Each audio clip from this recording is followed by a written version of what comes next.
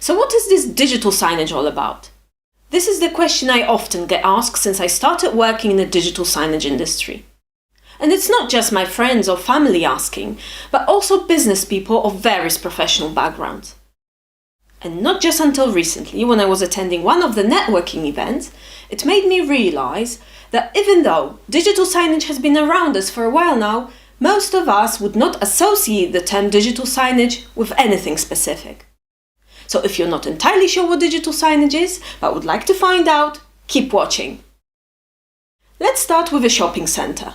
I'm sure you've seen those paper advertising posters, marketing campaigns promoting various products. So what is it to do with digital signage?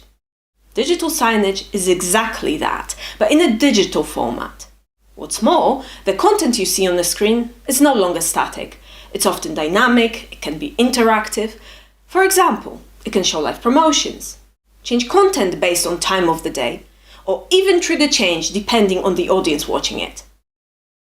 Now, have you ever got lost in that shopping centre? Maybe in a gallery or in a museum? In most places now, you can find dynamic and interactive wayfinding screens. So that touch screen you used to find your way around the building, that's digital signage too.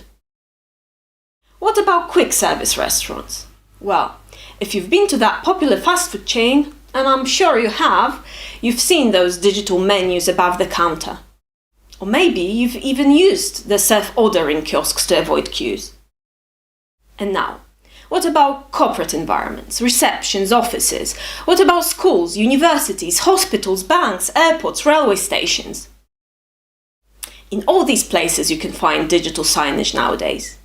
The screen displaying corporate messaging, greeting visitors, showing current weather or the tube status. The screen showing live arrivals and departures and even warning you if there is an emergency.